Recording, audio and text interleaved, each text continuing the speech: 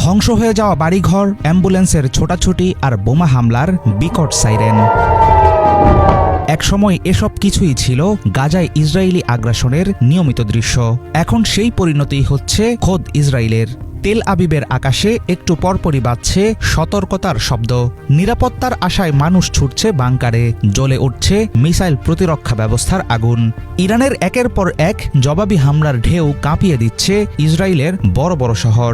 প্রায় 2 সপ্তাহের বেশি সময় ধরে চলা যুক্তরাষ্ট্র ইসরায়েলের সামরিক অভিযানের প্রতিশোধ হিসেবে তেহরানের অভিযান সামলাতে রীতিমতো হিমশিম খাচ্ছে ইসরায়েলি সামরিক বাহিনী। প্রতিদিন যুদ্ধ পরিচালনায় প্রায় 250 থেকে 300 মিলিয়ন ডলার ব্যয় করছে ইসরায়েল, এমন ধারণা সামরিক বিশ্লেষকদের। একটি আয়রন ডোম প্রতিরক্ষা ক্ষেপণাস্ত্র ছুঁড়তে খরচ হয় প্রায় 40 থেকে 50,000 ডলার। ডেভিড স্লিংয়ের একটি দূরপাল্লার প্রতিরক্ষা ক্ষেপণাস্ত্রের জন্য খরচ 10 লাখ ডলার পর্যন্ত। অন্যদিকে ইসরায়েলকে সমর্থন দিতে এসে চলমান সংঘাতে বিপুল অর্থ ঢালছে যুক্তরাষ্ট্র।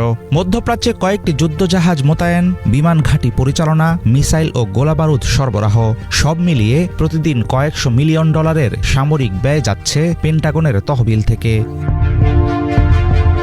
চলমান সংঘাতে ইরানের ব্যাপক ক্ষয়ক্ষতি হচ্ছে ঠিকই, কিন্তু তেহরানের মরণ কামড় চরম বিপদে ফেলছে ইসরায়েলকে। চলমান সংঘাত শুধুমাত্র সামরিক লড়াই নয়, বরং তেল আবিবের পুরো অর্থনীতি ও অবকাঠামোর উপর তৈরি করছে বড় ধরনের চাপ।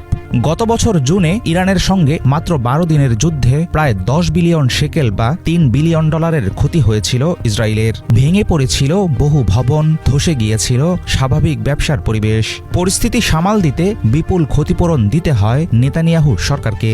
বিশ্লেষকদের মতে এবারের যুদ্ধ আরও দীর্ঘায়িত হলে আগের চাইতে কয়েক গুণ বাড়বে ক্ষতির পরিমাণ।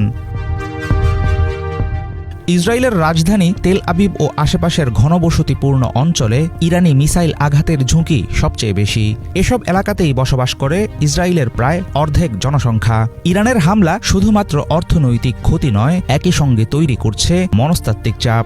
প্রায় প্রতিদিনই সাইরেন বাজছে, ইসরায়েলিদের ছুটে যেতে হচ্ছে আশ্রয় কেন্দ্রে। তেল আবিবের আকাশ প্রতিরক্ষা ব্যবস্থা অনেক মিসাইল প্রতিহত করছে ঠিকই, কিন্তু কিছু কিছু ইরানি মিসাইল শহরের প্রাণকেন্দ্রেও আঘাত হানছে। বিভিন্ন আবাসিক ভবন, গবেষণা প্রতিষ্ঠান এবং শিল্প স্থাপনায় মারাত্মক ক্ষয়ক্ষতির খবর পাওয়া গেছে।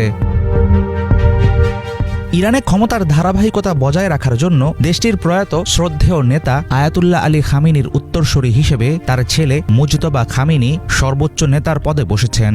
বিশ্লেষকদের মতে এই সিদ্ধান্ত ইঙ্গিত দিচ্ছে যে তেহরানের কঠোর অবস্থান ও নীতি বহাল থাকবে। ফলে সবকিছু মিলে বর্তমান পরিস্থিতি যুদ্ধকে ঠেলে দিচ্ছে কঠিন মোড়ে। ইসরায়েলের আকাশে বাজতে থাকা সাইরেন এখন আর শুধুমাত্র যুদ্ধের শব্দ নয়, বরং একটি দীর্ঘমেয়াদী ও ব্যয়বহুল সংঘাতের সতর্ক সংকেত। হাফিজুল ইসলাম, বাংলা ভিশন।